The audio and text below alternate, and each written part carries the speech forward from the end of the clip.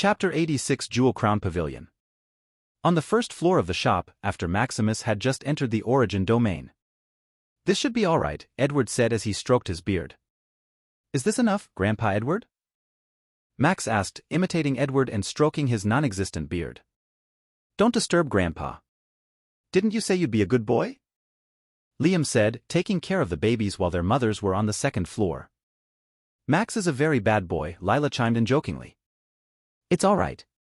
You can just help Grandpa in the shop," Edward said, not minding them. Edward operated his token to put the name of the shop and officially complete its registration. This process was quite easy since the EGCC took care of all the official procedures, requiring him only to agree to all the terms in the token. Outside on the silent street, a bright flash of virtual light disturbed the surroundings. "Congratulations on the opening of Jewel Crown Pavilion." This advertisement spread for hundreds of miles around the shop, ensuring enough exposure. Afterward, there were a few seconds of a light show made possible by the array in the Silverleaf floating city. This attracted the attention of all the interested people, who took out their tokens to inquire what this newly opened shop was all about. Most shop owners just sighed as it only sold up to Tier 5 potions. There were also customers who were interested in what types of potions were sold in this newly opened shop. In front of the store stood Desmond Ravenclaw, a wealthy second-generation member from a collateral branch of the Ravenclaw family. Ravenclaw was part of the respected family in Silverleaf City, with a Tier 7 Knight Patriarch. Desmond was a Tier 5 mage and had recently been running low on high-quality potions. EGCC only offered a limited quota of high-quality potions. His monthly quota was only 10 potions, all of which he had already consumed. So, he went from shop to shop in search of high-quality potions. Unfortunately, luck was not on his side, as all the high-quality potions had been reserved or bought. Upon seeing a newly opened potion shop, he thought there must be a few high-quality potions, otherwise, they wouldn't survive in this market. Desmond entered Jewel Crown Pavilion. "Good morning, gentlemen," an alchemy puppet said as he greeted him. "Oh? Do you sell high-quality potions here?" He was a little disturbed that this shop dared to use an alchemy puppet as a front. After all, a low-quality alchemy puppet couldn't handle everything, and one mistake could damage the shop's reputation. "Yes, sir. You can come in and take a look," the puppet replied in a rigid manner. Edward noticed someone entering but didn't bother, as he was focused on attending to his young masters. On the other hand, Desmond was mesmerized by the huge stock of high-quality potions. "I want to buy all of your stock of Tier 5 mystic potions," Desmond arrogantly said. Money was not a problem for him, it was the rare resources that he lacked. There are currently 1 million mystic potions in stock. In total, it will be 1 billion low magic crystals, the alchemy puppet said emotionlessly. "Oh, 1 billion. Desmond stuttered, taken aback by the enormous amount. He had thought there would only be hundreds or thousands of potions, never imagining it would reach 1 million.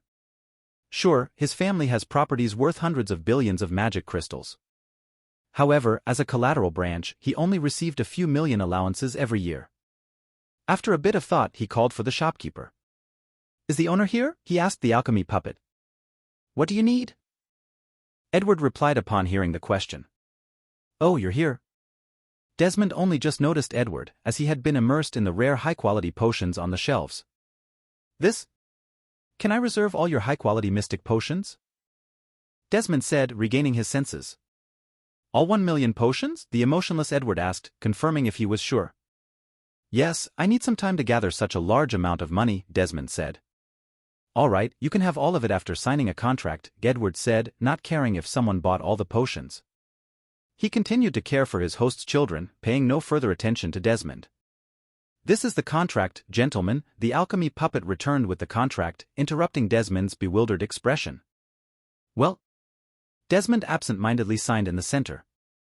He hadn't expected that this store would have such an eccentric owner. Should he at least check if he had the financial ability to pay for these things? "I think you should take a look at." Otherwise, even if he faced backlash from the contract, there would be nothing he could do to recover from such a loss. Due to his excitement, Desmond didn't notice that according to the contract, when he renegades the debt, he would be sold into slavery, which also amounted to 1 billion magic crystal. "Is there anything else you need, sir?" the alchemy puppet asked after Desmond signed the contract. Desmond noticed that only soul-mending potions and blood rejuvenation potions were on the shelves, so he was no longer interested. After all, those potions were only needed in emergencies, and his family had a quota in the EGCC which was enough for emergencies. Are there any other types of potions you sell here? Desmond inquired. Who knows if there were any secret potions that were not on shelves? There are currently only 3 types of potions being sold in Jewel Crown Pavilion at the moment. We also have top-grade mystic potion, the puppet meticulously replied. Top grade? Desmond was genuinely shocked this time. If you could still occasionally buy high-grade potions, then top-grade potions were monopolized by top organizations or families. His family could also obtain a few of them, but it wasn't his turn to use them as he was only from a collateral branch. The difference between high-grade and top-grade potions was on a whole level. You could only take potions according to your strength, otherwise, the magic energy provided by the potion could cause you to burst. Top-quality potions were rule-breakers, with effects surpassing their tier. You can take them without worrying about any complications that might happen. If that were the only benefit, they wouldn't be so sought after. Top-quality potions were blessed by law, and consuming them could have miraculous effects, especially when experiencing a bottleneck in comprehension or cultivation. Furthermore, taking potions of this quality could provide a solid foundation surpassing that of others. How many do you have? I want to reserve them all. Desmond suddenly became agitated, almost shouting. There are about 100 top-quality mystic potions in stock, the alchemy puppet stated. Hiss. 100? Desmond hissed in shock. You see, a top-quality mystic potion cost 1 million magic crystals, 1,000 times more expensive than high-quality potions.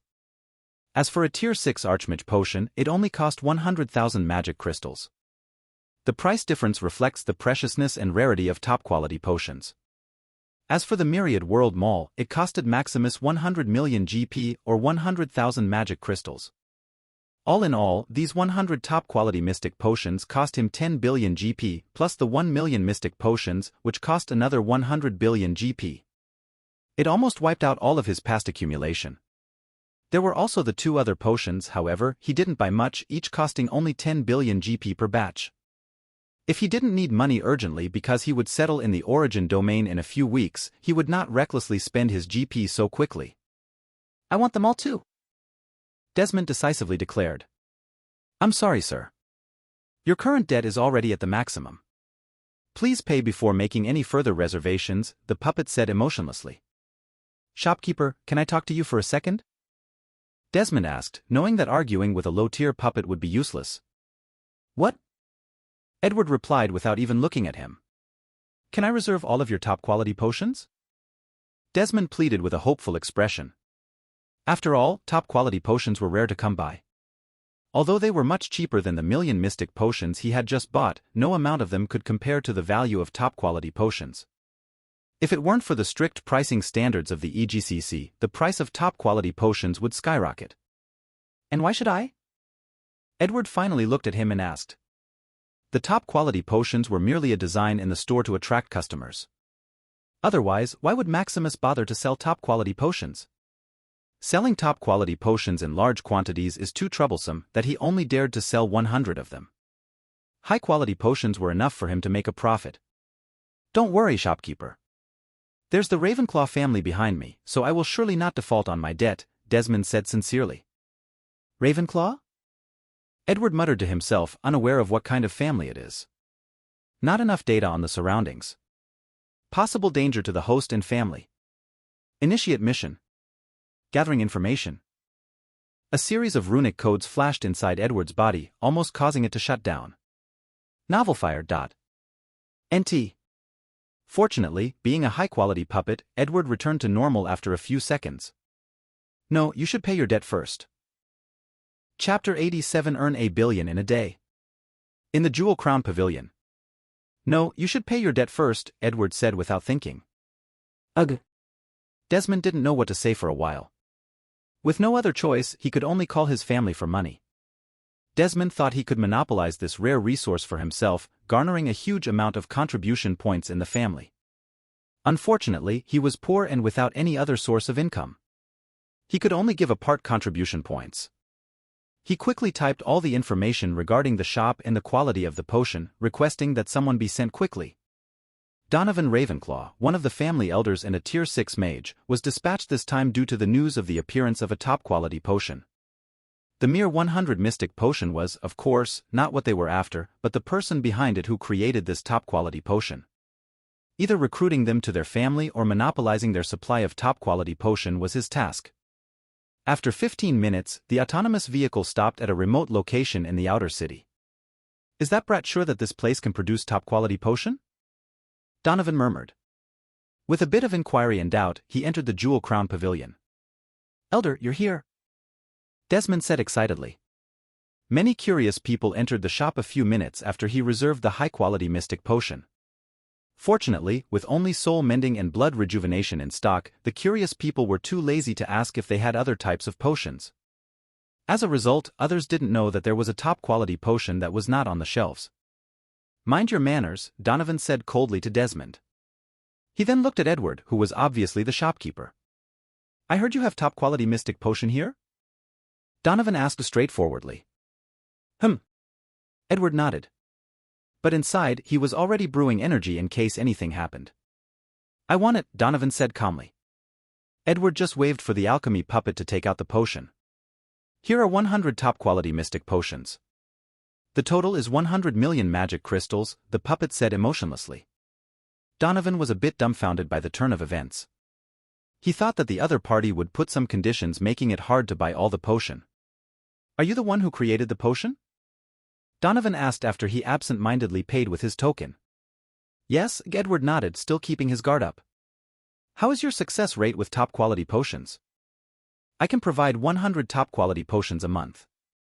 "I want it too." "Name your condition," Donovan said arrogantly. "Yes, as long as you advertise my shop," Edward said after a bit of calculation. Since there was a free advertisement that came to their door, Edward welcomed it. Anyway, they can't earn much from selling top-quality potions, as it was only to attract fish. "Sure," Donovan said excitedly. Normally, thousands of top-quality Tier 5 and 6 potions were supplied to their family every month. Donovan is only a collateral branch that used his strength to become a Tier 6 mage, so he isn't qualified for such rare resources.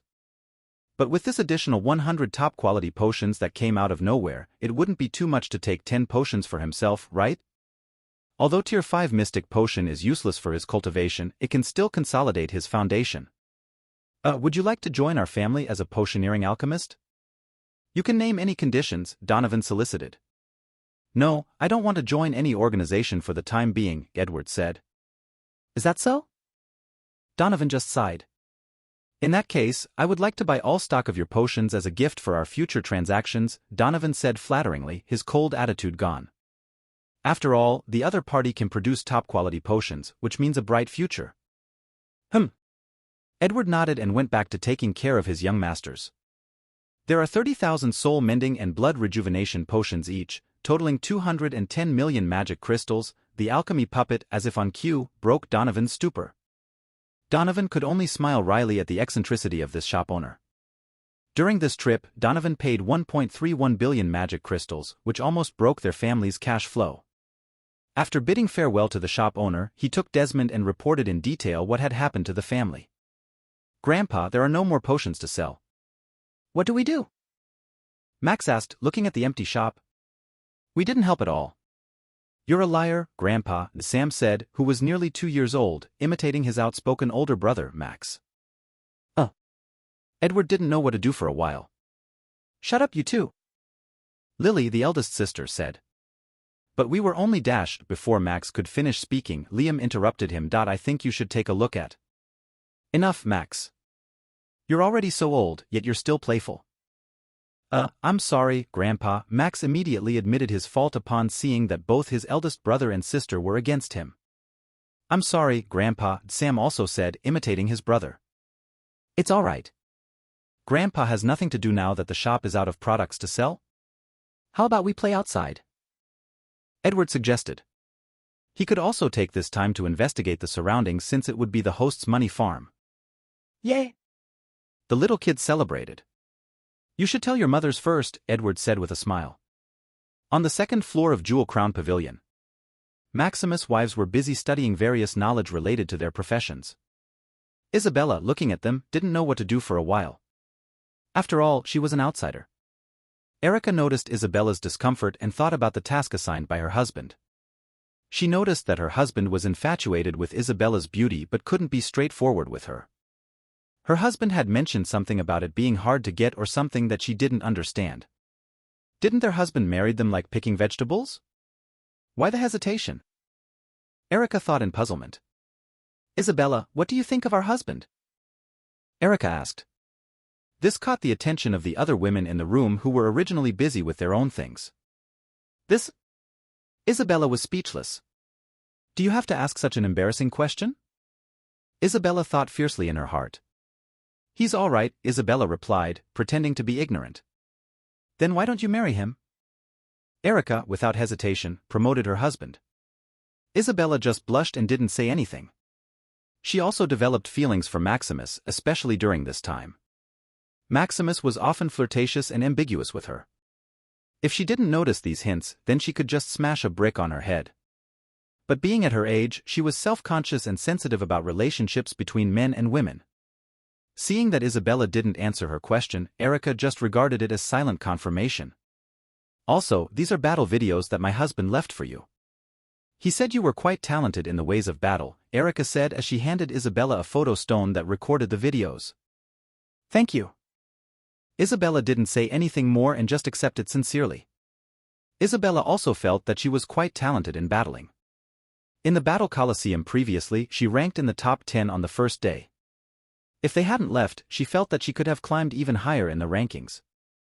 The reason she was only given the battle videos now was because Maximus told Isabella that she should focus more on refining her body before the academy test. After all, strength is king. What more do you need when you can just crush your opponents? However, knowing that he would be away for a few days, he left the photo stone with Erica at night. While they were immersed in their own worlds, a knocking sound came from the door. Mother! Mom! Mommy! What happened? Erica asked, not knowing what had happened. Grandpa Edward said to take us to play. Max said excitedly. Play? Is it safe? Hazel asked worriedly. It should be safe, Erica said confidently. Erica then began to explain the protection measures of the arcane continent. The women in the room sighed in relief after knowing that it was safe. Do you want to join in? Erica asked, looking at them. No, you should go. I want to read more about array formation, Rose said. I'm also going to read more about music composing, Aluna said. The others also didn't go, hoping to study more before the test so as not to be a burden to their husbands. Then you should go. Be sure to be safe. Erica gave them a hug, confident in their safety. They noticed that their husband's teacher was quite fond of children, so they weren't that worried about the other party. They also trusted their husbands very much. If their husbands said that jumping into a pit was safe, then they would jump without hesitation. This was also the hidden benefit of the system. Slowly but surely, unless Maximus did anything to betray their trust, they would remain forever loyal to him, despite all the trials and tribulations. Chapter 88 Silver City. Am I here? Maximus murmured, still disoriented from the teleportation. He looked at others who were also somewhat groggy, with some almost vomiting. Please proceed to the exit, a calm voice sounded in the square. Not daring to stay long, Maximus followed the others to the exit. Maximus stepped out of the dimensional teleportation terminal. He wandered around the city, unaware of its location. After some scouting, he discovered that this place was Silver City, the terminal and destination point of the Silverleaf domain and Origin domain. Although not as prosperous as compared to Silverleaf Floating City, Silver City had a Tier 9 mana density. Merely inhaling the surrounding mana made him feel his strength getting stronger. While Maximus leisurely walked around, he heard someone call his name. Maximus? A voice behind him asked. Maximus turned around and saw that it was an acquaintance, Griffin. It's you, Griffin, Maximus said calmly. I knew it was you, Maximus, just from your back, Griffin said confidently. I thought you wouldn't attend the academy trial this time, Griffin sighed in relief. Of course I would. I had something to do earlier, so it was a little delayed, Maximus explained. Not just a little delayed, there's less than 10 days before the registration, you know? Griffin joked. This is not the place to talk. Why don't we go to a restaurant? My treat, Griffin followed up. All right, lead the way, Maximus nodded and agreed. Griffin hailed an autonomous vehicle to go to a famous restaurant in Silver City. Inside the Dragon and Phoenix Pavilion, Griffin secured a private room and ordered a variety of dishes. The name of this restaurant is quite arrogant, don't you think? Griffin joked, commenting on the pavilion's name. While they waited for their food to be cooked and served, Maximus joined in with a joke. Do they actually cook Dragon and Phoenix as dishes? Of course not. Griffin shook his head. Pure-blooded dragons and phoenixes are extinct. Otherwise, I think they would really serve them, Griffin replied, aware of the background of the establishment. Oh? Why do you say that? Maximus became curious. I heard that the owner of the pavilion is a big food enthusiast. He vowed to make ancient dragon phoenix his signature main dish, Griffin explained. He even collaborated with a Tier 9 exotogenetic alchemist, hoping to revive these ancient species. Unfortunately, they haven't succeeded so far and have only managed to create various unintelligent hybrids, Griffin sighed, also eager to taste these ancient species. It is indeed a pity, Maximus could only sigh, admiring such a lofty goal. From what he had read, these ancient species, along with the Titans, were the ruling powers during ancient times. Humans were merely ignorant tribes, insignificant compared to them. By the way, do you know the format of the Academy trial? Maximus asked. Yes, there are usually 3 trials, but you only need to pass the first one to be eligible to study in the origin domain, Griffin explained. The first and most important trial is called the Celestial Ascent Path. This trial is like a huge moat that has prevented many previous examinees from qualifying to study in the origin domain. How does it work? Maximus inquired. The Celestial Ascent Path is an endless stairway that tests your will, Griffin began. At the Origin Arcana Institute, those who pass the test are divided into 2 groups, seekers and official students. You can become a seeker by simply climbing up 1,000 steps. This test of will should be more difficult as you go up, and Maximus nodded and thought to himself. What's the difference between seekers and official students? Maximus asked, puzzled. Seeker meant only being eligible to stay in Origin Arcana Institute without any especially or privileges besides staying in Origin domain. As for the official student, you can attend classes and lecture according to your chosen course, provided that you pass its criteria. Like me, only if I pass the test for Battle Academy can I be an official student. Of course, I still need to pass the trial before thinking about anything. Griffin grinned, imagining his future. I see. Can you tell me about the other tests? Maximus inquired. I don't have much information on those. The first test is always the same, but the others likely vary depending on the profession you choose, Griffin replied. Griffin then shared all the information he had gathered from his family and other sources before their arrival. Here's your order, the server said as he delivered the food they had ordered. While they were eating, Griffin suddenly thought of something. By the way, have you upgraded your personal token? Griffin asked. No, why would I need to? Maximus inquired. The trial will take place in the virtual world, you know? Griffin reminded him.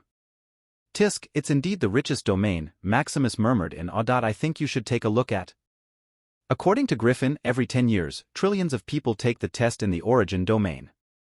With trillions of Tier 3 and 4 mages and knights, Maximus couldn't fathom the cost of running such an event. But as he contemplated further, he realized that having trillions of people simultaneously in the virtual world was like a drop in the ocean compared to natural mana generated in the origin domain. I see. Can you tell me about the other tests? Maximus inquired. We don't have to worry about that now, usually it was only for those who previously passed the trial and became a seeker.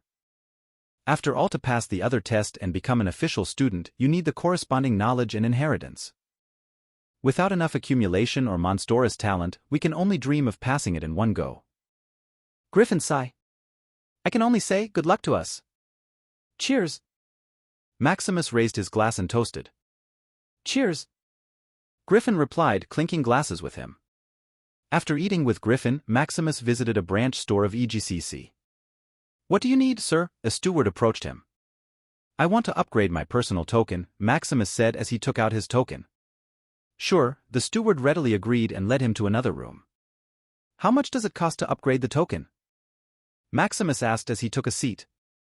There are three types of tokens: the identity token, which you already have, the arcane token, which is what you should want, and the primordial cosmic token, only available to tier 9 mages and knights, the steward patiently explained.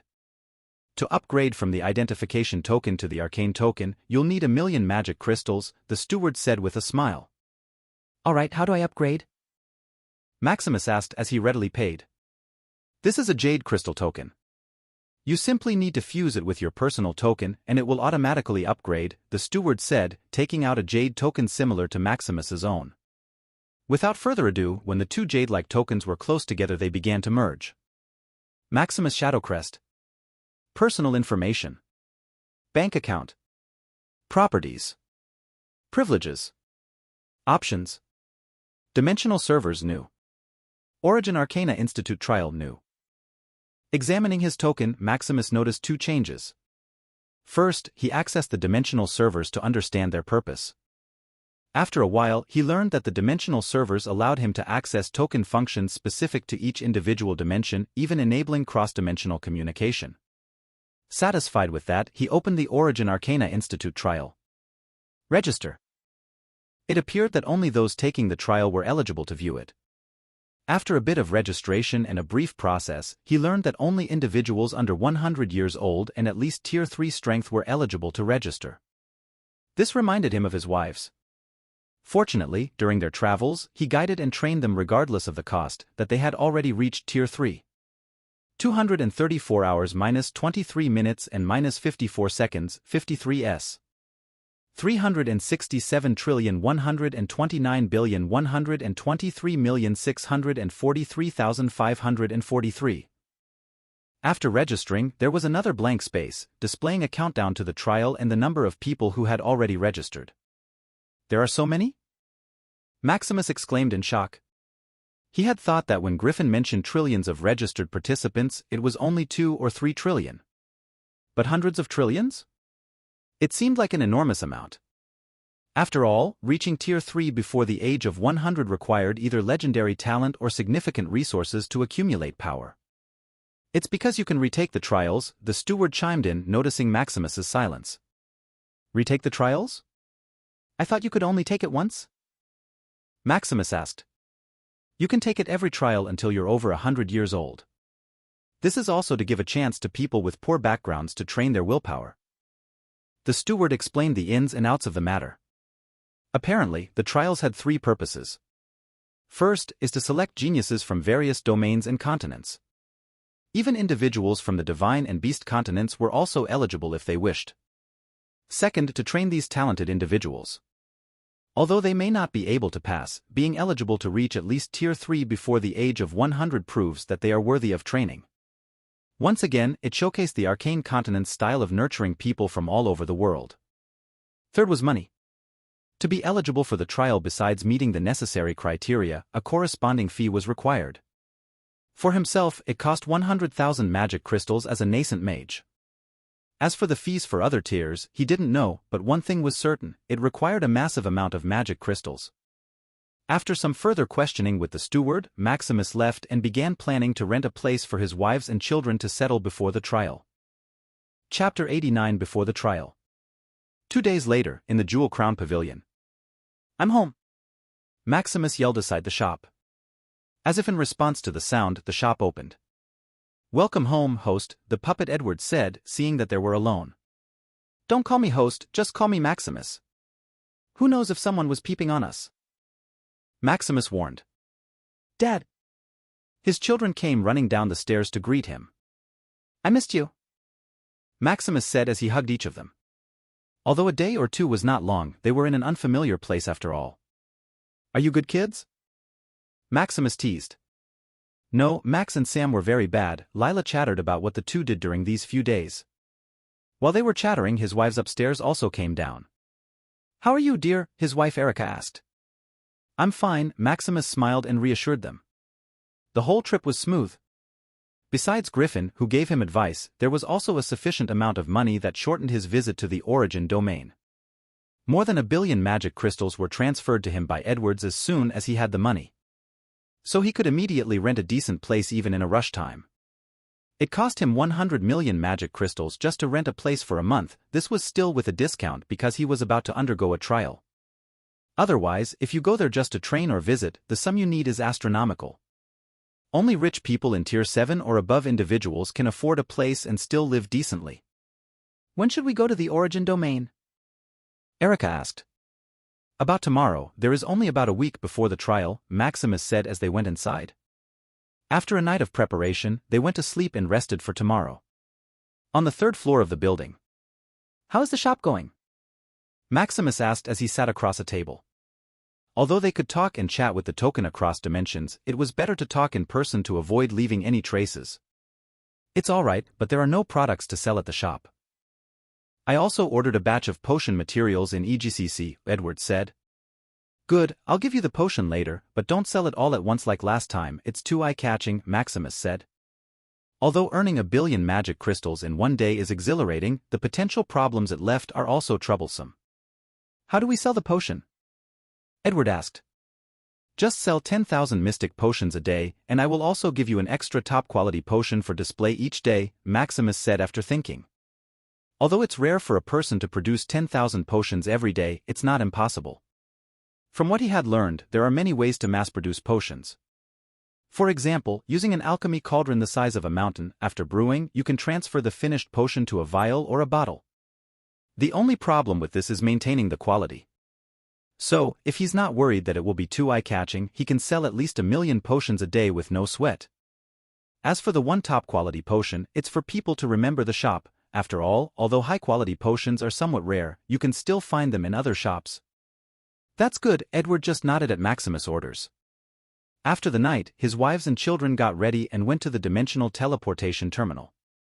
This time the skipping fee was 20 million magic crystals. After all, he didn't want to wait a whole day or so just to use the teleportation array. Fortunately, it came with a teleportation fee, so he didn't bother to curse them for being a scam. In the origin domain Silver City. Bleck.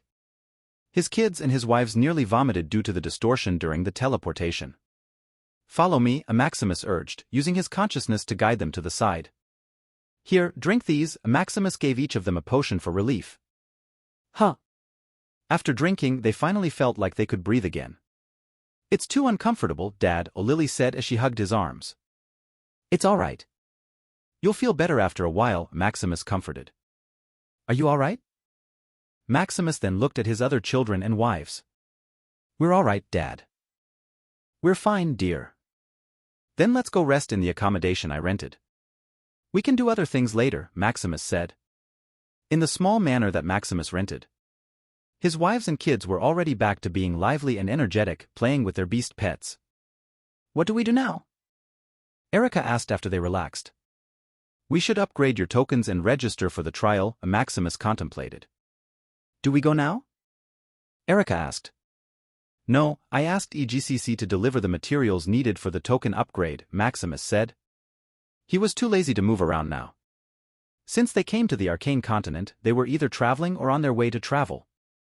Plus, he didn't want to leave his kids alone in the house just to upgrade the token. I think you should take a look at. After waiting for a while, there was a call in the formation arranged in the manor. Here's your order, sir.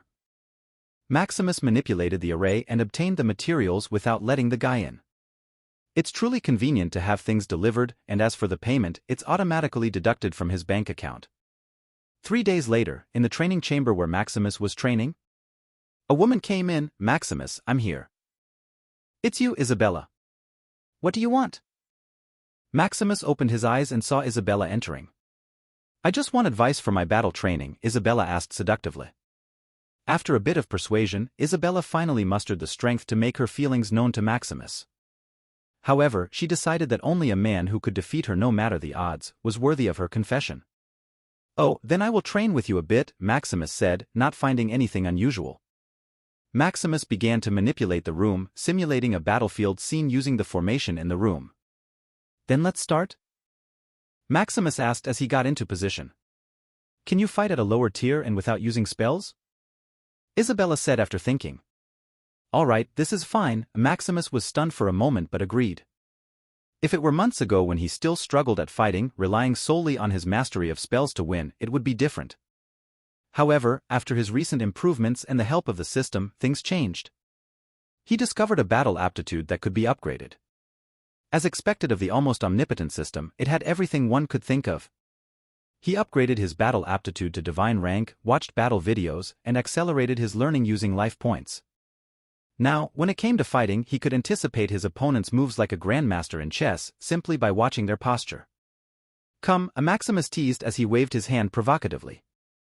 "Humph, if you can still defeat me like this, then I'll admit it," Isabella thought, making excuses for herself.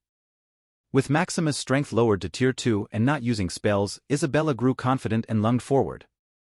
Isabella brandished her spear from her storage ring and launched a barrage of thrusts. Maximus, on the other hand, was like paper, barely evading the tip of the spear. "Come on, you can do harder than that," Maximus said, realizing Isabella was suppressing her strength. Humph, Isabella had initially thought of purposely losing to Maximus, but now, being provoked, she hastened her attack. This time, Isabella used spear techniques while incorporating mage skills, attempting to freeze and bind Maximus. Maximus just smiled at her little trick, easily dispelling the spell, like an adult ruining a child's drawing. The freeze spell collapsed, sending a bit of backlash to Isabella. Fortunately, with her divine talent, she reacted quickly. "Impossible." Isabella jumped back and stared at Maximus with questioning eyes. "It's just reversing the spell that you cast," Maximus said with a smile. It was like a battle to win a race, with one going forward and the other going backward. Spells were more complicated, as without knowing and mastering the spell sequence or having a bit of anticipation, you could never counter the spell cast by the opponent. But for Maximus it was a breeze. After realizing he still didn't have enough life points to master the whole principle of the spell, he decided to just master several types of spells like a normal mage at least to use in battle. The freezing spell cast by Isabella was somewhat similar to his own freezing spell. However, it wasn't entirely the same, but with transcendent mastery, he could dispel the spell before it fully formed without knowing the exact spell sequence. "That's a good idea," Isabella's eyes lit up in inspiration as she heard Maximus' various explanations of spell decoding. "Then let's train more," Maximus smiled. After several hours of sparring and training, Isabella didn't even touch Maximus' clothes. Maximus looked at Isabella, who was exhausted, lying sprawled on the floor with sweat, struggling to breathe. "Are you all right? Do you want to continue?" Maximus teased as he cast a spell and cleaned her up. "No, huff, no more," Isabella couldn't even say a word properly. "Drink this," Maximus tossed a rejuvenation potion. Isabella didn't hesitate and gulped down what was in the bottle. After a while, a flush of red finally came back to her face as she regained her previous composure. "You're too bad, you didn't even let me hit you a little bit," Isabella coquettishly said while playfully punching Maximus' shoulder. "You're hitting me now?" Maximus teased. "Humph, you're still bad." Isabella blushed in embarrassment as she looked at the smiling Maximus. After mustering a bit of courage, she asked, "Why are you so nice to me?" "Oh, you only noticed that now?" Maximus looked at Isabella, who was acting like a little kid and couldn't help but pinch her little face. "You?" Isabella hurriedly dodged in embarrassment. "Of course, I'm nice because I like you." Maximus finally got serious and looked into her eyes. "Really?" Isabella also looked at him with anticipation. Of course, Maximus placed his hand on his chest and swore. "Then what do you like about me?" Isabella squinted her eyes as if trying to see if he was lying. "I like your eyes," Maximus said as he looked into her eyes. Isabella blushed in embarrassment at how cringy Maximus was. "I also like how you blush. Your hair. Your lips." Maximus said each word softly as he slowly inched forward for a kiss. Chapter 90 Celestial Ascent Path. Chapter 90 Celestial Ascent Path. A week later, at the rented manor in Silver City. "Are you ready?" Maximus looked at his wives who were positioning themselves comfortably. "We're fine," Erica said. "We're all right too," the others said. "Remember, you don't have to force yourself if you can't pass the trial," Maximus said softly.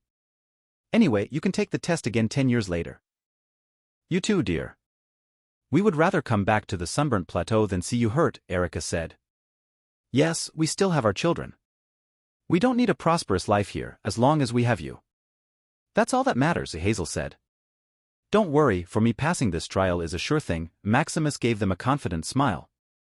"Don't forget what you promised me," Isabella said to him secretly. "I know," he replied. His relationship with Isabella is now official. Although they hadn't had an official wedding, she was already satisfied, feeling very welcomed into the family. Seeing that everyone is in place, he looked at the remaining countdown. 00H01M42S. 937,347,248,234,523. As for his confidence with the trial, just looking at his accumulated life and potential points, he was sure of passing any trial with ease.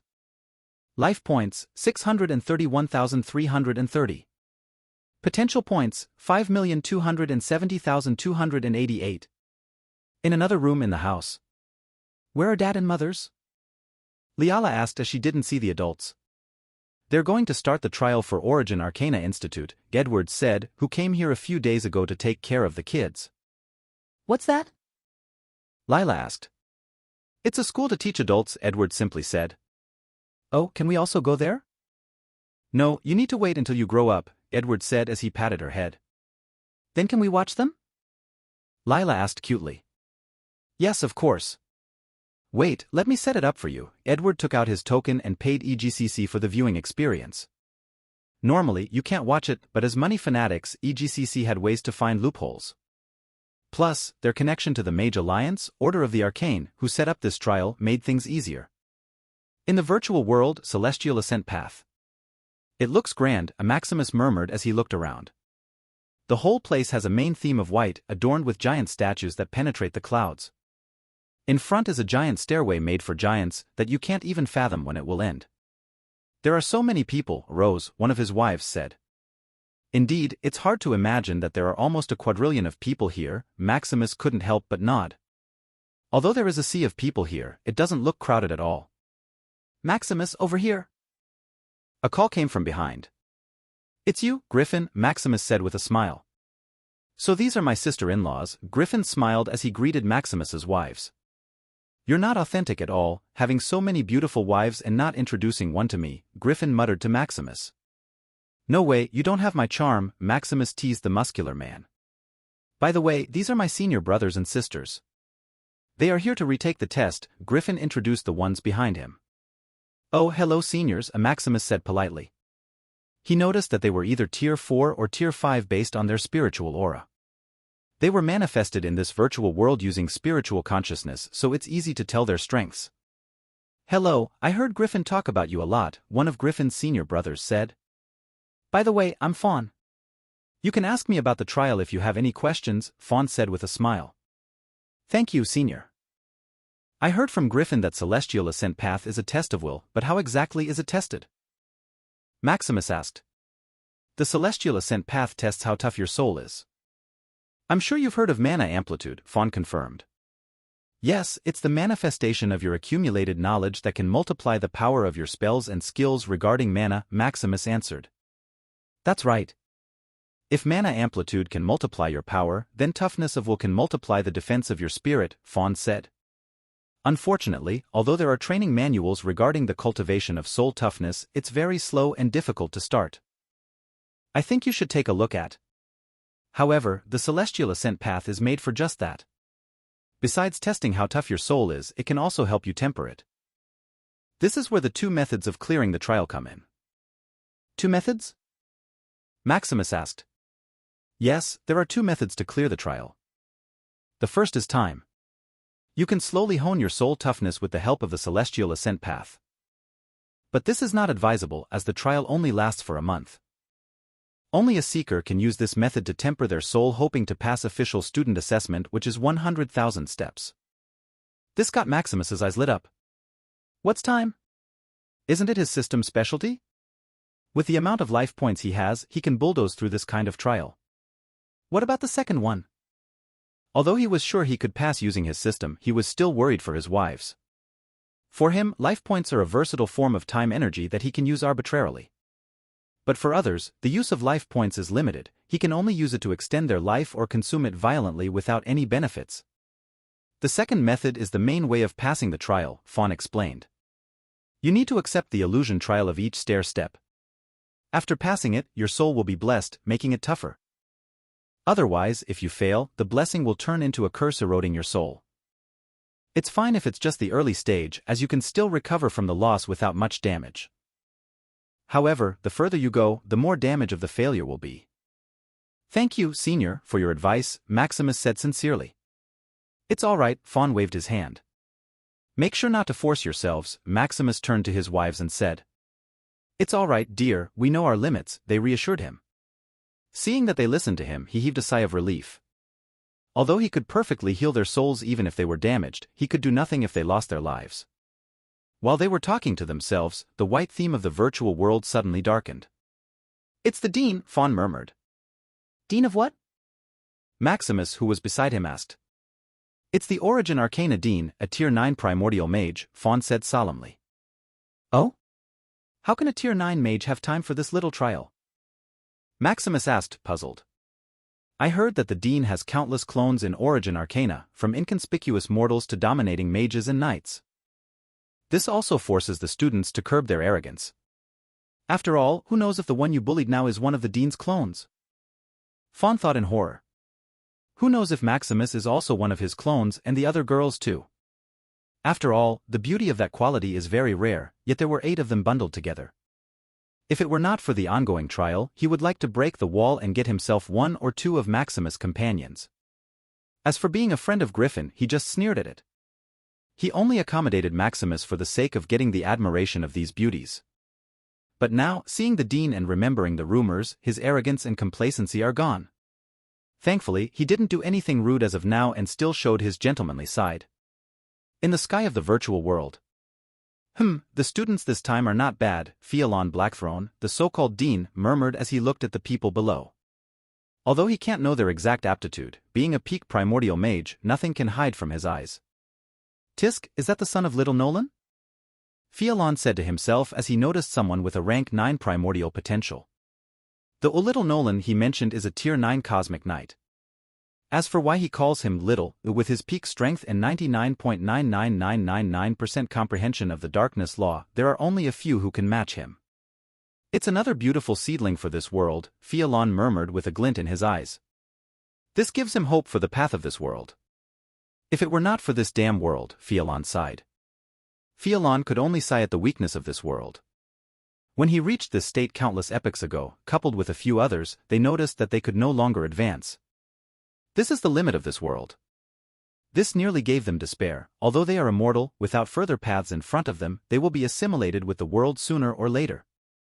Fortunately for them, with despair came unity. The arcane continent called for the other 3 continents' peak powerhouses to gather together to think of a solution.